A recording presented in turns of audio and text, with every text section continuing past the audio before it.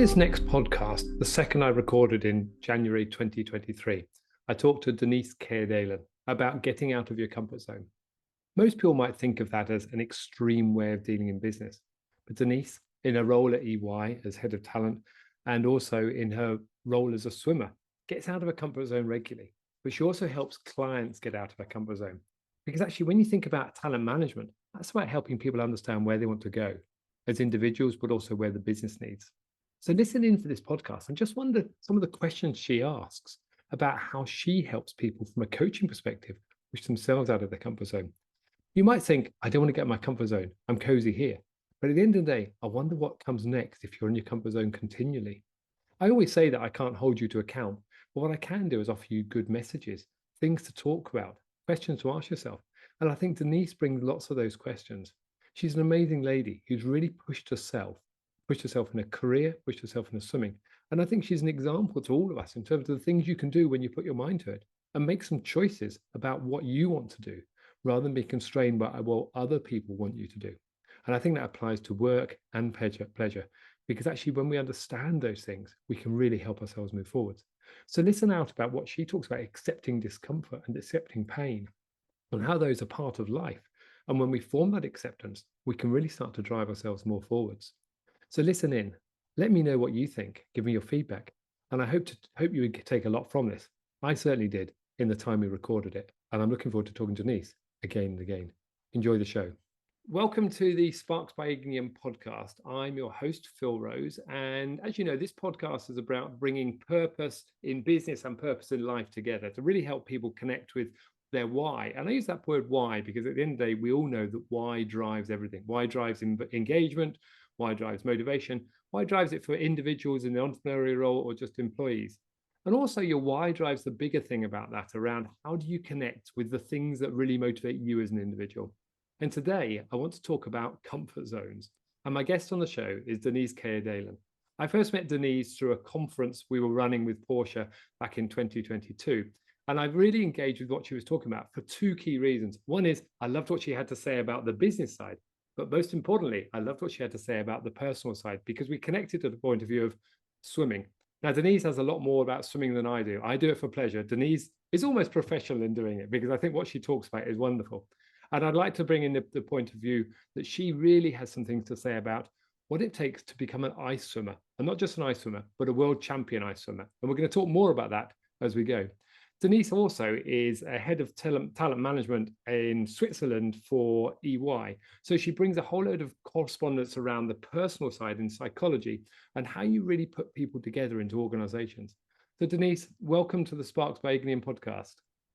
Thank you, Phil. It's a pleasure to be here today with you. Thank you. And you know, I first want to just congratulate you on the news you told me before we came on, which is very much about you've just become the world champion again in France. So can you tell us about what that world championship means to you for the second time round?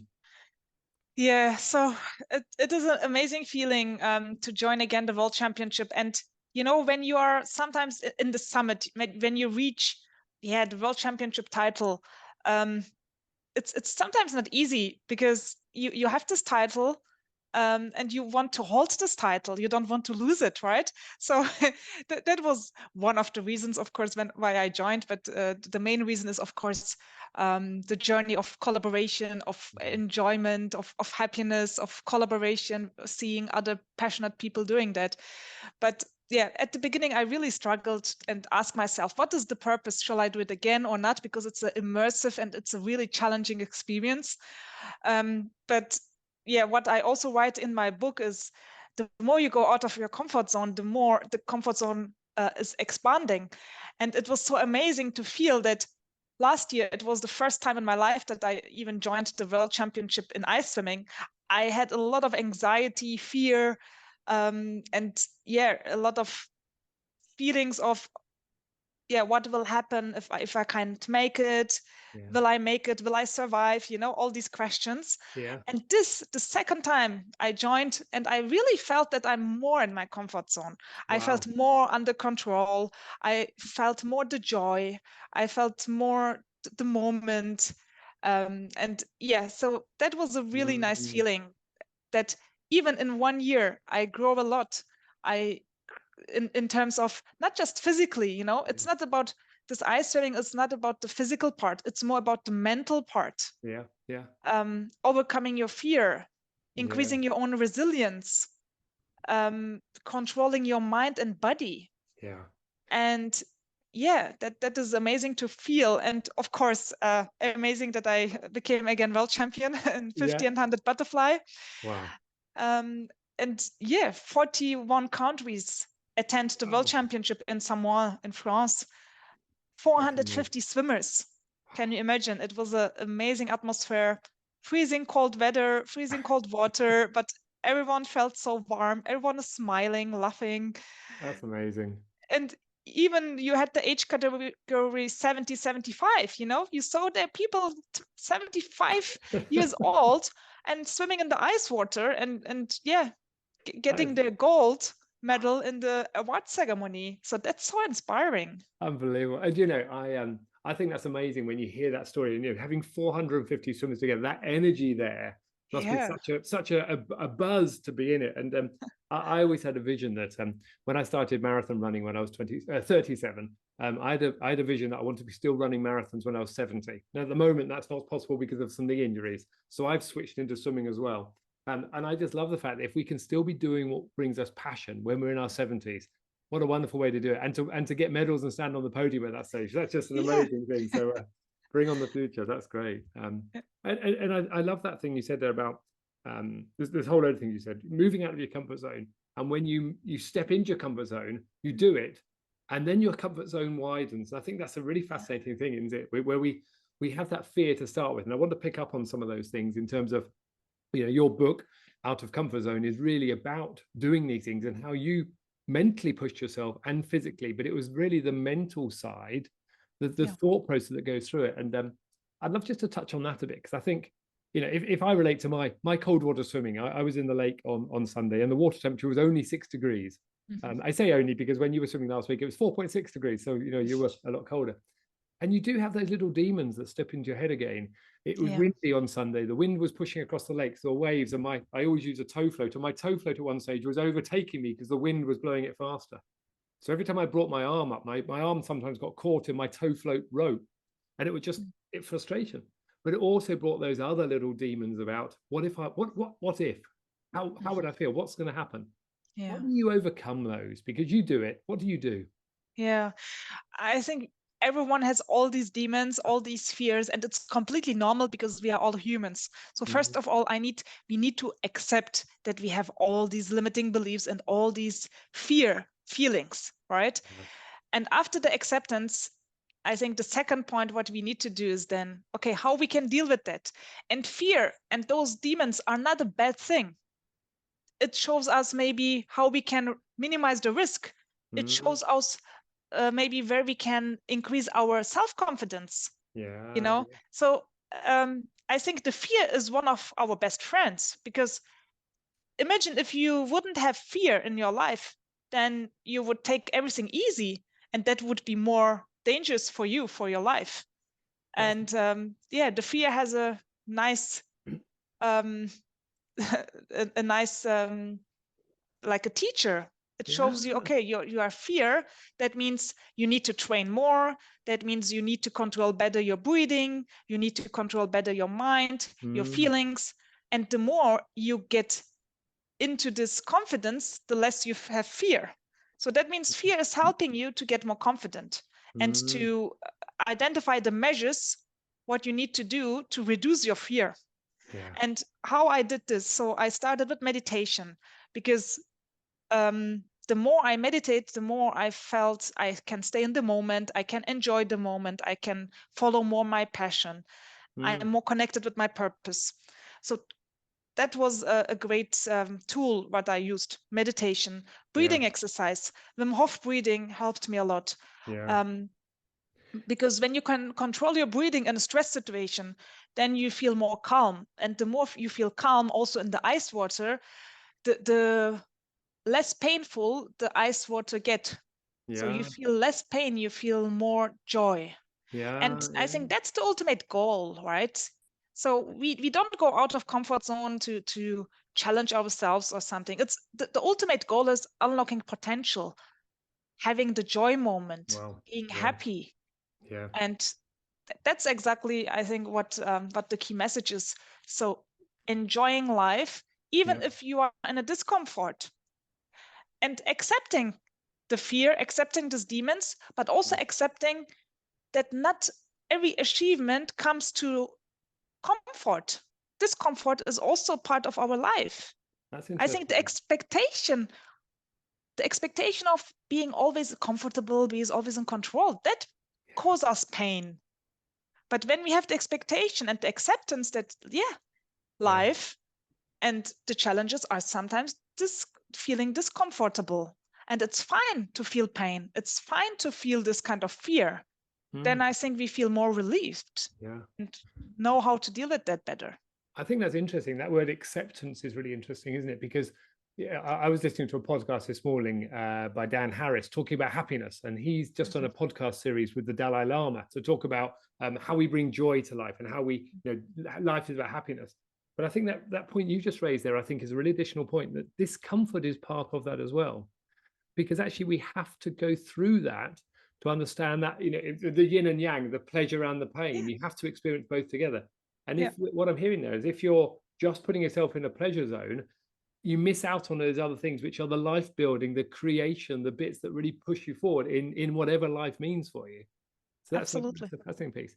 I always come back to a book which I've not read for many years, which is Feel the Fear and Do It Anyway by Susan Jeffers. And I think about that book in terms of, that is what you're saying there, that fear is our teacher. Fear is, as you said, it helps you to train more, to breathe more, to overcome it. Yeah. But the key bit, and I'd love you to just touch on this again, which you said there, actually, less pain, more joy.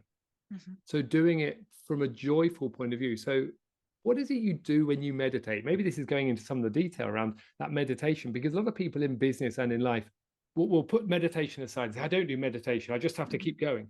Yeah. I'm a firm believer in meditation. But how did you bring that into your life as part of your routine? Yeah. So you can meditate everywhere. So what I do now is, even when I'm in business meetings, when I'm at work and I feel stressed, I feel tensed, I immediately use the breathing technique. Breathe in, breathe out, try to calm down myself. It's the same technique what I do with ice swimming. Yeah. And then trying to stay in the moment, trying to stop my limiting beliefs and my concerns about, what will go on in this meeting, what will happen if I fail in this pitch. It's similar with ice swimming. And I immediately use the same techniques. I just calm down with my breathing. I just stay in the moment, just try to be in the moment, focusing on my work, focusing on the people in the room, and then also reflecting, am I now in the joy moment or fear zone? And most of the time, I think that's a good question what you can ask yourself. Most of the time, even if we don't know it, we act from the fear zone. Yeah. From fear of failure, fear of losing someone, losing something, fear of being not accepted, fear of being not loved. But when you really stop this fear and go from your joy zone, then you are more authentic. You are more in peace with yourself and your authentic self. And the more you are in line with yourself, in your peace, the more you can be in the moment and can give your best to other people. That's powerful. I think that's powerful and interesting, actually. One thing I just noticed as you were saying there, I just noticed the way, I don't know whether you were doing this purposely, but you were definitely slowing down, and I felt a real sense. Yeah. Just slowing down as you were saying that there. And I felt myself just breathing slower as we do it. And I think it's really interesting. Just you talking about it, I could feel an energy which helped me just calming down. Yeah. Fascinating just talking about it. I really felt that. And it's also like a meditation like this. So if you, for example, go to yoga or meditation or breathing classes, when you are alone, maybe sometimes you don't feel the same effect, but when you are with someone doing it, then you feel more intense the effect, right? And it's the same with the energies. It's the same with calming down. The more you feel in peace within yourself and you feel calming down, the more you give this feeling also to other people in the room. And vice versa. Yeah. If someone is tensed in the room and a little bit stressed, of course, you can also get easily stressed, or you feel, oh, this person is stressed, but now I will not stress myself because of this person. Now I'm centered in myself. I will breathe in, breathe out. I will calm down. And then immediately you see the person is also calming down. So you have the power with your own energy, regulate yourself, but also even regulate others. Yeah, I think that's amazing. So here's a thought for you. 450 people when you were swimming at the weekend. Yeah. What did you notice there? Because, whenever I've been in swimming races, if I did triathlons, there's always a lot of splashing, there's a lot of fighting to come to a buoy, there's a lot of noise, and there's a fear going on, that energy. How do you manage that when you're in the water and you've got those legs and arms kicking around? How do you keep yourself in a meditative state while you're swimming, while you're still trying to be focused on what you do? So you're just in the moment, focusing on each arm stroke, focusing on the goal, looking left and right to your competitors, trying to be faster than them, trying to control your own power. Yeah. And yeah, it's just really being in the moment, enjoying that. And that's what I tried this year more than compared to last year. Last year, I was more in my fear zone. And this year, I really tried to transform myself more in my joy zone and switching my mindset and say, yeah, you can do it. That's why you are here. And now just enjoy it. Even if it's cold, even if it's painful, even if your competitor is faster than you, give your best. And I just focus myself, giving my best, being not disqualified, following all the rules in the water. And yeah, just giving everything what I have in this moment. Yeah, that's amazing. And I think the key bit there is in the moment. Focus on the present moment, doing what you need to do. And I think, from a business perspective, we have this as well, where you mentioned about when you're in a meeting and you can sense the energy of people around there. And being in the moment that time helps you understand what's going on for you and getting in tune with that somatic in your body, that somatic feeling in your body. It really helps you understand things. I think that's fascinating in terms of that approach between business, personal life, and the swimming, the competitive side of you as well. So I just want to go back a little bit in terms of when did you first start doing this? Because a lot of people look at this and think, oh my God, she's mad. She's swimming in cold water. And when I hear 4.6 degrees centigrade, and I see a lot of people doing that. And if I think about the lake I go to, there's a lot of people there in their swimming suits and their woolly hats at the moment, and it's a freezing time. But a lot of people think I'm mad. I was on a coaching call yesterday with an individual, and when I asked him his key learnings, he said, "You're mad to go swimming in water at that temperature." So when did you, Deniz, start doing this? When you realized you were pushing yourself out of your comfort zone? What's your earliest recollection of doing it? So my cold water journey, let's say, started 3 years ago, but maybe not 3 years ago. So it started with a bad experience, with a traumatic experience, let's say. When I was 19, I swam in the cold water in Turkey, open water race, 10 kilometers. After 20 minutes, 30 minutes, everyone went out of the water because it was so cold. But I was so focused on my goal. I just wanted to swim this route. And after 50, 60 minutes, they wanted to pull me out.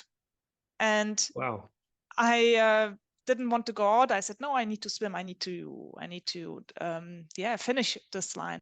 Yeah. And I think after 5-10 minutes, they tried it again. And I think I lost my mind. I lost my orientation. At the end, what I just remember, they pulled me out. I even don't remember that they did it. I found myself in the hospital with electrical, warm clothes and everything. Yeah. So that means I got hypothermia, and it was dangerous. Wow. So that's interesting, isn't it? So that was your early experience as a 19-year-old, and here you are now, World Championships again. So you've pushed yourself out there in terms of doing that again. So what a lot of people would have given up. They would say, "This isn't for me. I don't need to do this anymore." What was the key thing that you said, "Hey, look, I need to do this again to push through"? So fear was, so the cold was my main fear point. I hated the cold. I didn't want to go into the cold, but I had always the dream to cross the English Channel. That was always my dream. And the English Channel, you know, it's 16, 17 degrees, it's cold. And yeah, sometimes you have this dream and you communicate it, and then the universe is helping you, finding the right people. And one friend came to me and said, "Oh, I know your dream, and I would like to do relay with you. So why we don't do it together? And I can find a team and do it."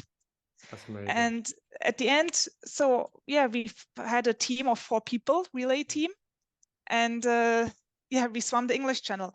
And that means I started with the cold water trainings and cold water immersion and everything. So that was my starting point. Yeah, amazing. So Deniz, one thing you're talking about there is this thing about, you mentioned about the universe came to help you, and your friend stepped up and said, you know, would you like to swim the English Channel? And there's 2 things there. I've never swum the English Channel, but I know of people who have. And as you said, 16 or 17 degrees centigrade, a lot of tide to deal with as you get towards France as well, getting blown down the side of the channel. Tell me about the teamwork there, because doing it in a relay is a really tough thing as well. Swimming the whole channel on your own is tough, but doing it in relay is tough when you're in the water, then out of the water. How did you manage that process? Yeah, so first, I was so grateful that I could find this team, because crossing the English Channel was always my dream, and it felt so unachievable doing it alone. So that showed me that, yeah, when you have the right people on your side, the right support team, you can do everything. You are stronger together, right? Yeah. And of course, you have a different responsibility to them. So I felt also the fear of failing, of, yeah, so what happens if I stop? Because when I stop, then the team will need to stop. Wow. Yeah, so that means you feel responsible for yourself, but more responsible for your team, and you don't want to be the person who's destroying the process, right? And so first you need to motivate yourself and perform.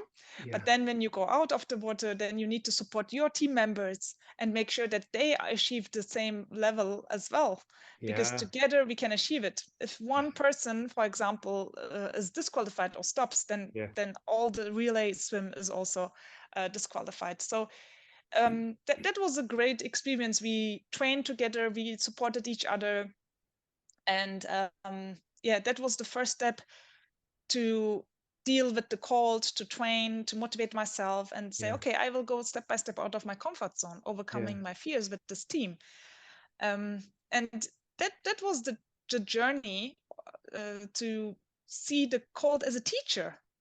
The cold became my teacher.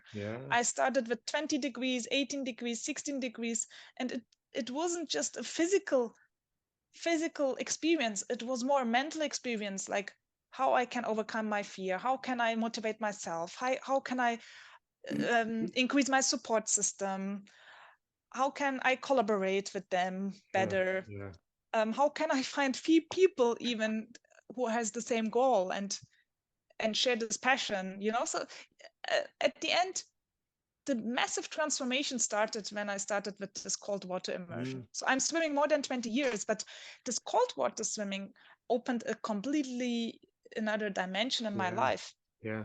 And you know, there's a whole lot of things going for me there in terms of that, you know, going from 20 degrees to 18 to 16, step by step. And we always talk about, you know, habits forming in micro steps, doing those little things. And it's the little things that make the difference.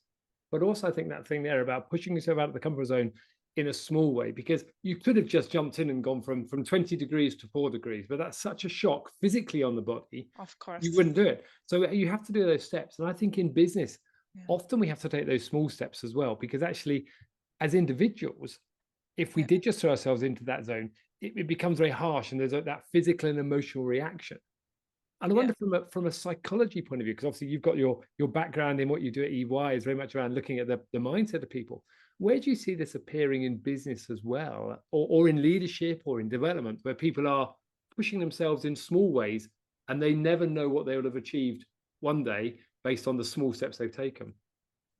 Yeah, I think it's really important to have always a purpose, a target, but also be mindful with yourself, not setting completely out targets which you can't achieve in a short time. Yeah. Having a clear plan. So having a clear target, but a clear plan how you achieve it step by step. Mm. And also really being happy with these small milestone achievements and appreciating it. Yeah. Because I think we forget to appreciate ourselves or other people because of all these high expectations. Yeah. And most of the time, people want to be successful, want to achieve everything. But of course, in this journey, there is pain, there is discomfort.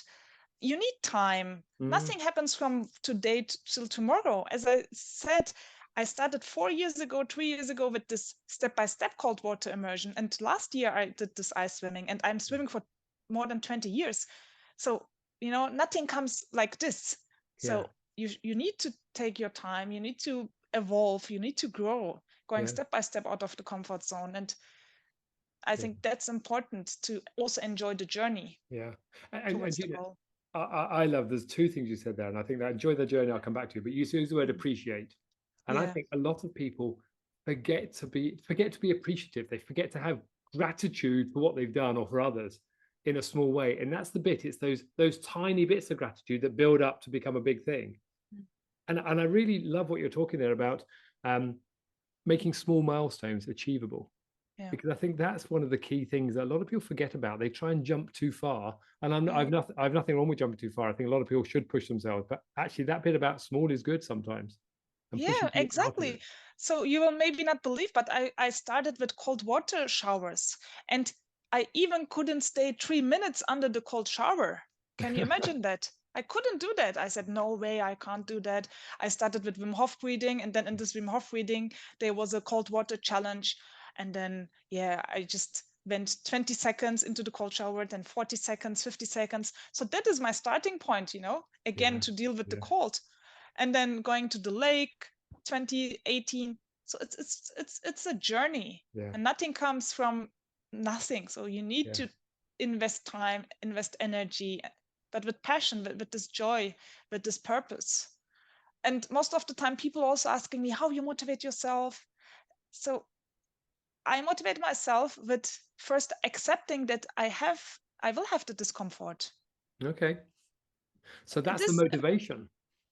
it's yeah, because it's not then the demotivation, because the question is also what is demotivating you, right? Most of the Mm, time people want to achieve something, but they feel then demotivated, or they um, having then reasons to not do it. It's cold, it's windy, or I'm sick, or I feel tired, or I don't have time. These are demotivational factors. But when you eliminate those demotivational factors and say, okay, I am accepting, yeah, it will be a hard journey. It will be sometimes not comfortable, yeah, but still my main motivation is what is my purpose, why yeah, I'm doing this. And then when you believe on your purpose, then all these reasons which are demotivating yeah. are not powerful anymore. Your purpose is always more powerful, your passion is always more powerful than all these limiting beliefs and reasons. And I think that's a really fascinating thing, isn't it? Because we talk about purpose a lot in business, and a lot of people have devalued that word purpose in business, saying what's the point of it? And people have, their purpose is just to make money. And I still come back to in business, the purpose of business is above and beyond making money, because if you can engage your employees, the best way to do it is around having a clear purpose where people really want to drive through.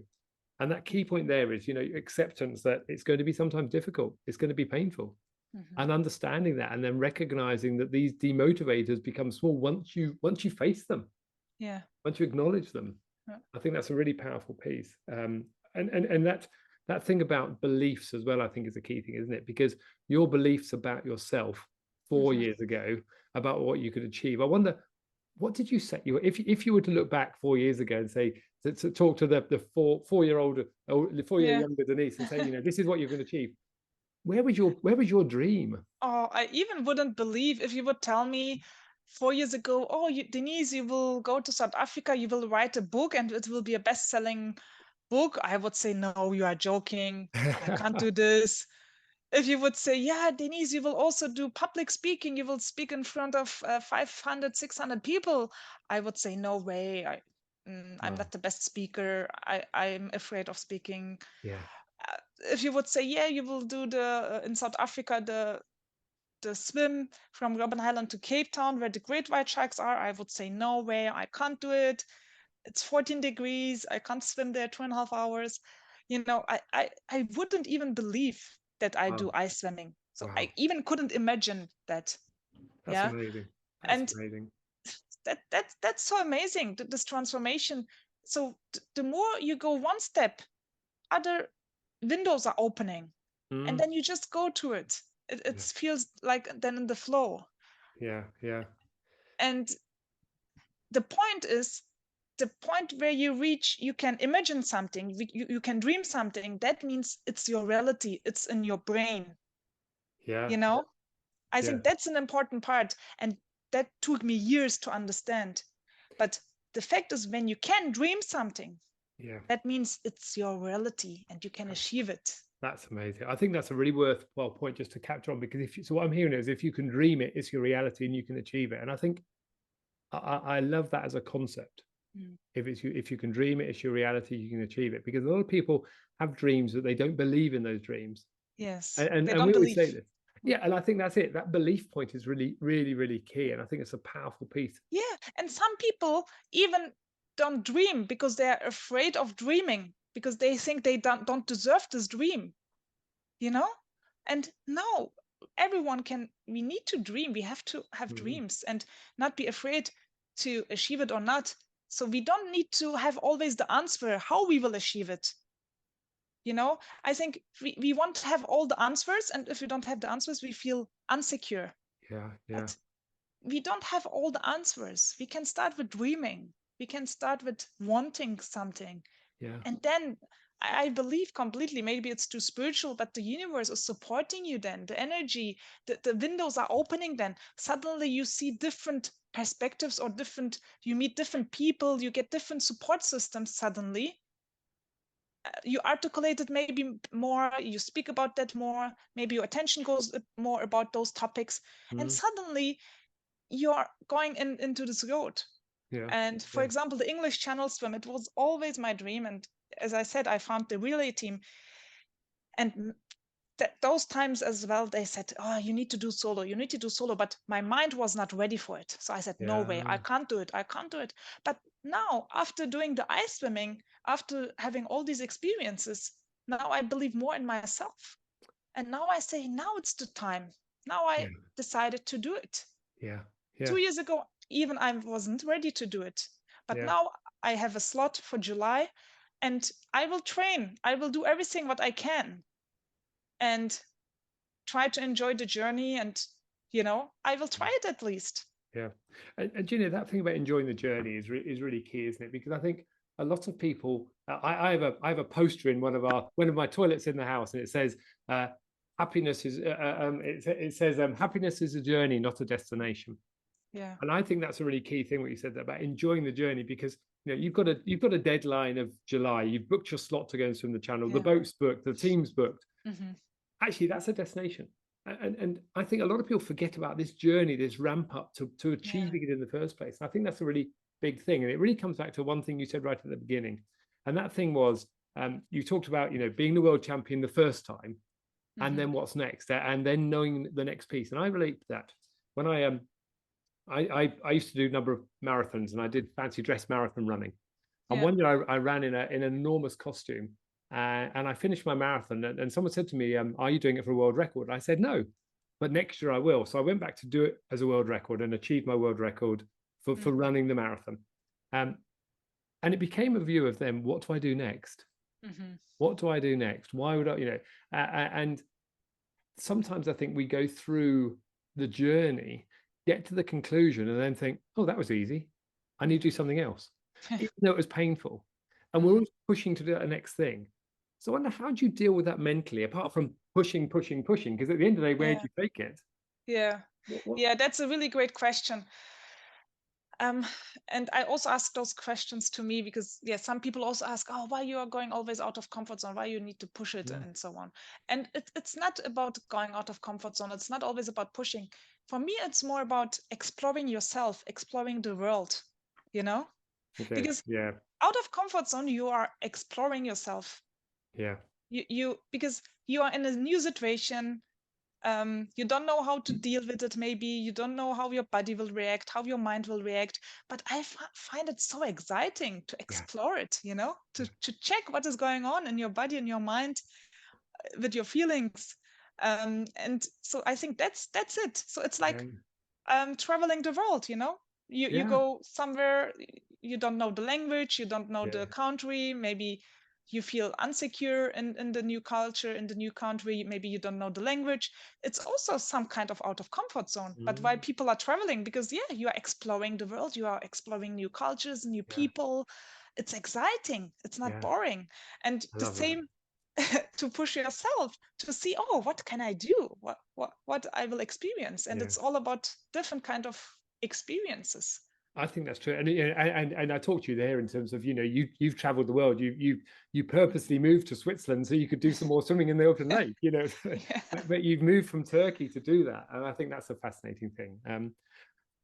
So purpose. Let me just come back to that, because you've really hit something on the head here about you said about exploring yourself and the world, and the purpose is not just about the swim. It's about something else bigger than that. It's about you. It's that internal seeing what you can do. So I wonder, if you were to articulate what your purpose is, do you have something in your mind, say this is what my purpose is? Is there a word that sums it up? Yeah, it's going out of my comfort zone, inspiring myself, exploring myself and the world, and inspiring others. Okay. Unlocking potential. Yeah, love it. I love that bit about inspiring self and others and unlocking potential. Yeah, because I believe if you don't get inspired, how you will inspire? So it's teach what you preach. Walk the talk. So that's why I want to start with myself first. So I want to explore myself. I want to get inspired from the cold, from my experiences, from my out of comfort zone experiences, because I found it inspiring.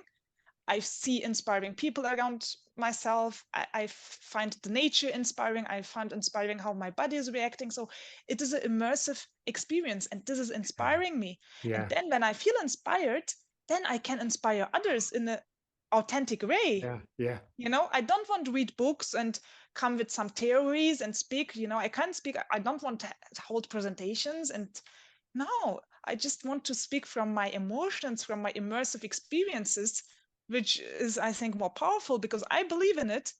And when I get inspired, then I can inspire automatically others. And I think that's the purpose. I love that. And the thing is, this resonates so well with me, because that years ago I did a lot of work around that word purpose for me. And back in 2010, I went through a journey to try and understand what my purpose was. And as a coach and as a business consultant, I wanted to understand that. And I've moved away from business consulting to be more business coaching now. But in 2010, I worked with a lady to look at what my purpose was. And we came up with the word to help, just to help. What do I need to do to help? Because that's what I seem to be doing. But it didn't resonate for me. It wasn't right. It didn't feel right. And then one day I was, so in my marathon running journey, I would always wear fancy dress because I'm a good marathon runner, but I'm not a superstar. I'm not a 2 hours, 8 minute runner, but I can run good marathons. And when you look at the average marathon runner in the world is 4.5 hours, I was doing 3 hours 26. So it's quite fast, but I realized I was never going to be the fastest. So what I realized is I was really good at raising money through running marathons. But after doing a number of them, people would say, well, Phil, you can do this. It's easy. Make it hard. So I started dressing up, which is a strange thing to do, but dressing up in fancy dress. And one day I was running the London Marathon, and I was, and it makes me feel quite emotional saying it. I was running the marathon, and there were a whole load of kids on the side of the road. And I was in my costume, and I got such an amazing round of applause. And I remember high-fiving them, went past, and and I stopped and chatted to them. And I realized at that moment, my purpose wasn't to help, but to inspire. And what I realized is by doing that, by actually getting out and doing it, I was inspiring other people to get out and do something different. And to me, that's what brings it alive. Having that bit you said, it's an inspiring journey, but speak from experience. So I realized I could raise money, I could put fancy dress on, but the key bit was getting other people to say, I can go and do that as well. And the thing for me is, my world record has now been broken. Someone else has done it. And I looked to myself and think, could I do it again? And maybe I could, maybe I couldn't. I don't know if my body would let me do it. But part of me thinks I inspired someone to go and do it again. Yeah. Yeah, that someone else has gone and done it. And my world record was created and broken. Someone else has it now. But I think that's part of that journey. Yeah. Yeah, it's Yeah. definitely part of the journey. And yeah, so I think that the first question what you also ask, oh, why you joined the World Championship again and again, Yeah. So yes, once you have this record holder position like you, or world champion position, of course you want it all the time because you are used to the success, right? But we don't have to be successful all the time. So what does success means, right? So you can't hold always the peak. So no one is holding always the peak. You are not, when you go to Mount Everest, you don't live there, Yeah. So you are on the peak. But then I think the art is, and the powerful thing is also to again go back to the normality maybe. And that's also what I ask myself, and also make a conclusion of, if I have always the expectation to be on the peak, to always the record holder, always the world champion, then I make myself unhappy with this expectation, and what is the most important point? It's enjoying it. So if you enjoy running, and if Yeah. you enjoy to try it again, then just do it. Yeah. But not because of, oh, you would like to be the record holder again, but just it should comes from the heart, with the Yeah. passion. Yeah. And then if you are again the record holder, it's amazing. If not, it's also great, because you are doing always the best of yourself. Yeah. And I think that should be satisfying, and not always comparing ourselves with others. And yeah, that's, I think, causing unhappiness, if we then always compare us with with other people. But if we try to be our best version of ourselves and enjoy the road and doing it again, Yeah. then it's great. Yeah. I love that. There's so much packed into that short piece you just said there around, being the best version of ourselves. But as you said, we can't always hold the peak. We can climb Mount Everest and get to the summit. Yeah. But once you've done it, you've got to come back down again. And I think Yes. this is one of the big things there, that expectations about, we Mhm. need to enjoy it, because Yes. otherwise it just becomes a trudge. We have to do it. We have to do it. We have to do it. But you've got to motivate yourself. And I think, I got up this morning, I went to the pool, and I do it now because I enjoy it. But this morning I was clock watching because I had to get home to get my daughter to school, but I still enjoy getting into the pool. Yeah. I'm not going for a world record. And the key is just to enjoy that journey. But there's another piece you said there, which I think is really key about that. When we're challenging ourselves, when we're putting ourselves up against someone else. And I think, again, if I put my hat on of a business coach and look at the business owners I work with, and where at some point in their journey, they're earning so much money, they're making their business do it. And they've got to metaphorically keep their foot on the accelerator. They've got to keep the business driving forwards. And it becomes really tough to do that sometimes. And they fall out of love with their business when they've created it and nurtured it. And I think it's the same in business, in sport, in life. Yeah. You've got to find something else to inspire you to that next point on the journey, which isn't just, I've got to win. Yes, exactly. So that cause then unhappiness, I think, or then you lose also the purpose. And yeah, I think that's really important to reflect always where I am now, how I am feeling. Am I acting from the fear zone, or am I acting from the joy zone? Then finding the balance. Yeah, I think once the balance is reached, it's not just stable. You need to always find your balance, always. And we are also evolving with all those experiences. Our needs are maybe changing, our life situations are changing, and we need to check if it's still valid for us, this goal, this target, this need, or is something also changing in ourselves, in our environment. Yeah, I think that's a really powerful point, isn't it? Because as you say, we're all evolving, we're all changing, but we need to keep checking in. And I think from from an NLP perspective, we look at the ecology of what we're doing, the change we're making, to make sure, does it line up? Does it stack up with what's going on around us at the time? And often we forget that. And I think we as individuals can often get stuck into, we just got to keep doing it without stepping back. Exactly. Also in the business world, I know so many people, they are working for 10, 15, 20 years in the same company. Going the next step, the next step, the next step, and even not reflecting again why I'm doing this. And sometimes they're losing the purpose. They are successful, maybe they are working hard, but they maybe sometimes feel lost or purposeless, because they maybe not check what is really their passion right now, why they're doing what they're doing, why they are fighting every day, working 10, 15 hours. So what is the point? And maybe it was important and meaningful the first 5 or 10 years in the career, but is it still meaningful when you are 40, 50? Maybe you have other priorities in your life. Yeah. And it's okay. I think the definition of success, the definition of happiness is evolving as well in our individual lives, and it's okay. And I think it's important to reflect it, to continuously feeling fulfilled and not getting in a hole or depression. Yeah, I think that's a really powerful message, actually, that that definition of happiness is continually evolving. I think a lot of people don't think about that, because when we're in our late teenage years, we have one view of the world. When we're in our early 20s and we're starting to go out into the world as individuals, we've got another view.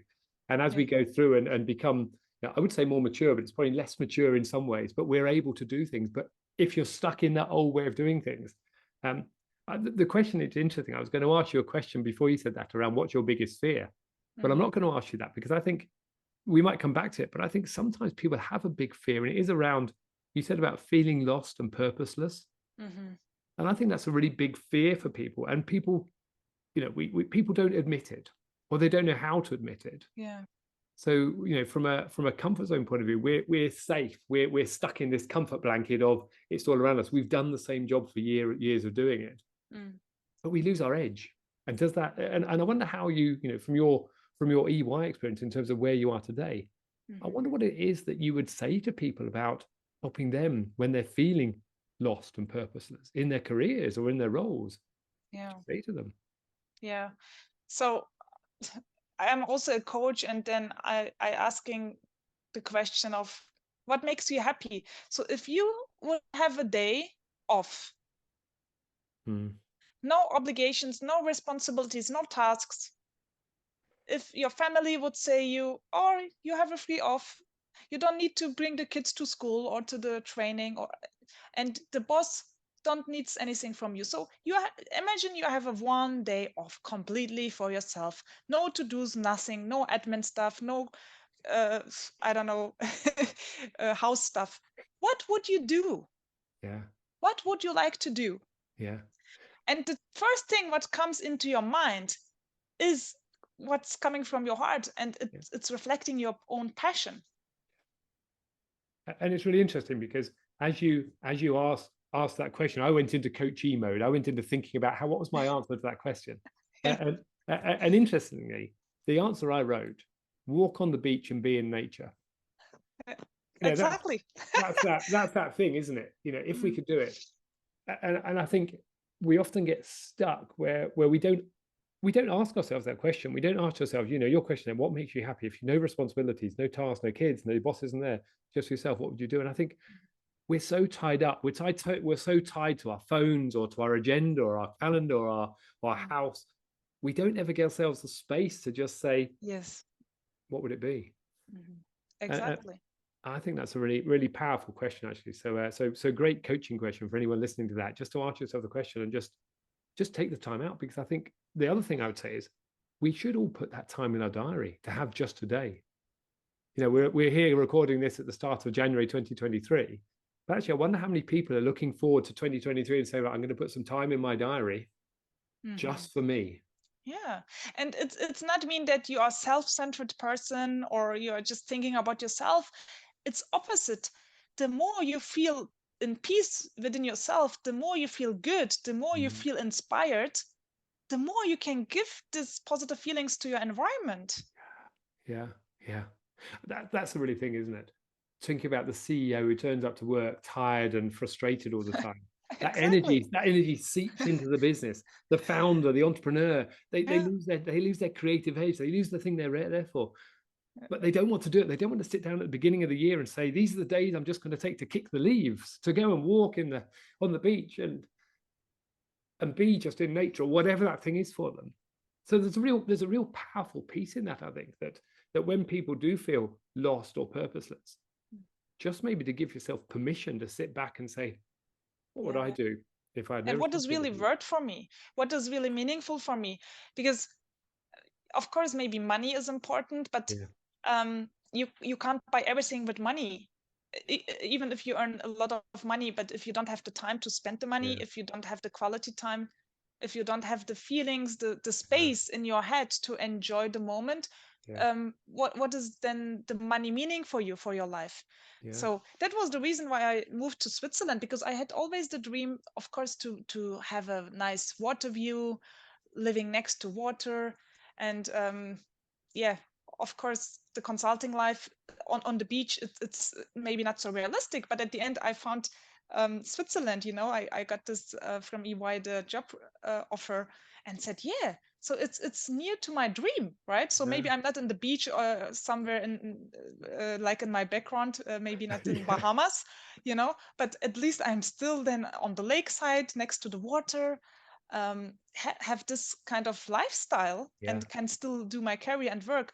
And yeah, it was out of comfort zone for me, because I don't knew anybody in Switzerland. Everything is new, no friends, Wow. But at the end, I said, yeah, that's my passion. I will be maybe more happy with this. And now I don't regret this decision. So it's great to explore again, new culture, new people, going every morning into the lake and swim and do my work afterwards. So, and that's it. And nothing comes from just luck or something, everything first, at the first time, it costs energy, it costs money, it costs going out of your comfort zone. But at the end, you are feeling more fulfilled, and I think that's the point. So everyone can change something in their lives. It is. And the word that was going through my head as you were saying there is the word choice. I think what I hear there is you said there's no such thing as luck, and I think that's we create our own luck. And luck to me is the combination of a number of things coming together. But part of it is making a choice. And we always talk about deciding to do something. And when you think about the derivation of the word decide, it's about to cut off from the reality, to make sure that that past experience is coming forward into where we're going next. And I think once you've made a decision, you've made a choice to do something. As you said earlier, the world conspires to find your way of doing it. Now, not everyone would say, I can't just leave my job and go and work in Switzerland. But my view is, why not? Yeah, why not? I love this question. Ask always yourself, why not? Because the immediate answer is, oh, I can't change this, I can't do this, no, I'm working 10 years for this, no. But why not? I think that's opening a perspective for everyone. I think from a coaching perspective, I think that question where that's the power of having a coach alongside you, to ask yourselves those questions, because we always talk about coaching from a sports point of view, about people having their coach around them, and they might have a mental coach or a physical coach to help them with things. But I think in life we need to have some form of coaching to ask those difficult questions that we've not asked ourselves, and to present a different version of things, and question something from a different angle. And then you come up with those other answers, because as you said just now, when you put it out there, you start going through the mental process of what could be there. And once when you look at your comfort zone and step into it, you get one feeling. But then as you step out, your comfort zone expands. So that question, why not, help you expand your comfort zone? There are unlimited possibilities. And I was in a workshop in Basel from Dr. Joe Dispenza, and he always says, where you put your energy in, or where you put your thoughts in, your energy will flow there, right? And so he is not a spiritual coach or something, he is coming from physics and quantum physics, and he proved that where your thoughts go, that your energy flows there. And that means if you have a clear target, a clear dream, then your thoughts are going there, and your energy will flow there automatically. And then you suddenly see a new support system, new friends who has the same hobby. Oh, what a coincidence. No, it's not a coincidence. Your energy goes there in this direction. And maybe you speak more about this topic, you do more about this in this direction, and suddenly you feel, oh, wow, there's a stream going in this direction. And I think that's important, to like doing some small experiments. So we all can start with small dreams, dreaming something and checking, oh, it's achievable. You can do it. Yeah, I love that. And that thing about where your thoughts go, the energy flows, I think that's really key there, isn't it? What we talk about from a psychological point of view, about how your reticular activating system will go out of the way to find things for you. Once you start, if I told you all now to go and find everything red in the room, you'd find everything red. But then if I tell you to go and see the green things, you wouldn't see the green things. You've only seen the red things, even though the green things sat behind me. And part of that is, if you can manage your thoughts, because we have the view that if thoughts create feelings, create actions. Yeah. If you want to act a certain way, think about, well, what feeling do I need to drive that? And therefore, what thought do I need? How do I need to put that thought in my mind in the first place? And I think that's a really powerful message. So, and as you say, Dr. Joseph Spencer, he's coming at it from a metaphysics point of view. Yeah. There's reality there. So I think that's a powerful piece. Deniz, we're going to come to the end of this podcast and say, I mean, there's so many more questions I could ask you, and I think it's been a fascinating journey of swimming through the history of what you've been doing and where you've come from. One question I always think about: if you could go back and ask the young Deniz a question, or give the young Deniz a bit of advice, what would you do to yourself? What would you say to yourself that would change the things you've thought as an 8-year-old or a 9-year-old? What would that be? You're more powerful than you think. You are more than your fears. You can do it. You can achieve it. You can create your own reality. Yeah, that's amazing. I love that, because that little Deniz, if you could give that bit of advice, think where you can go. And I think so many people forget those things. They forget that you're more powerful. You can do it. You can create your own reality. And that's a big thing, I think, as well, just in that very message there. We feel like we're stuck in this never-ending spiral of things. And you should stand for yourself, because it will every time will happen that the mom or even your partner, someone, that they will come with their limiting beliefs. They will criticize you, or they will not understand what you do. That's completely normal. And that's what I learned, standing for myself. So a few years ago, 10 years ago, when I started in my business career, my boss said, "Oh, Deniz, if you would like to be a successful consultant, you need to stop swimming, because you can't manage your swim career and consulting life. Forget it." And then the second criticism was, "Deniz, why you speak always when you introduce yourself about your swimming? Are you feeling better when you always speak about your swimming?" And that was so encouraging for me. But I was not mature enough. I didn't have self-confidence enough. And I really stopped speaking about my swim career or about my swim passion when I was in his atmosphere or met new people, new clients. But now I would say, no, stand for yourself. Yeah. Because that's who you are. That's who I am. Yeah, stand for yourself. It's okay who you are. Yeah. And the more you're in your authentic self, the more powerful you are. You're unbeatable in your authentic self. Yeah. And the bit you said there is, you weren't mature enough. You weren't wise enough to the world to be able to stand up and say, no, this is what I do. Yeah. Whereas actually that experience, shoulders up, and and that piece about being your authentic self, I think, is such a powerful message, because I think, if I look at all of the work that we've done over the years around building people up, and actually the key piece there is be yourself. Yeah. Do what's true to you. Yeah. And actually now you've managed, if you just think, if you'd given up swimming all that time and taken that bit of advice, you might have been a mediocre swimmer. You might not have got anywhere, but you've done both. I think that's an amazing story. So I really love that. That's a great message. Thank you. So Deniz, thank you. And I'm going to say again, congratulations on yet another World Championships position. I think that's, I wasn't expecting that when we talked today, but that's amazing from this weekend. So thank you. I'm privileged to talk to you again. And I think anyone who can swim butterfly is good, but anyone who can swim that far at butterfly and become world champion, that's amazing. It's so if I had a hat, I'd take it off to you. That's Thank you, Phil. Where can people, if people wanted to know more about Deniz Kayadelen, where would people go? How do we find you? Where can people look you up? What do they need to do? Yeah, you can follow me on Instagram. My nickname is Swimmer Psychologist. I have also my website, outofourcomfortzone.com. There I write sometimes blogs and post something, and also offering coaching or speakings. And LinkedIn, of course, profile, Deniz Kayadelen. And so I'm, I think, available on social media. And if you're interested also to my book, so it's available on Amazon. And I could recommend the book, actually, having read it and having passed it out to a number of other people. I think it's a fascinating book, but also it just tells that journey. And I think there's so many insightful tips in there. So I would certainly recommend Out of Comfort Zone by Deniz Kayadelen. It's a wonderful book. So Deniz, thank you. It's been a privilege, been an honor, and I'm sure people would want to find out more, but I certainly would love another conversation. And I'm looking forward to speaking to you over the next few months when you work up towards July for your channel swim and beyond. Yeah. Thank you. I will share my stories then, hopefully, again. Yeah. Deniz, thank you. It was a pleasure to speak with you. Thank you very much.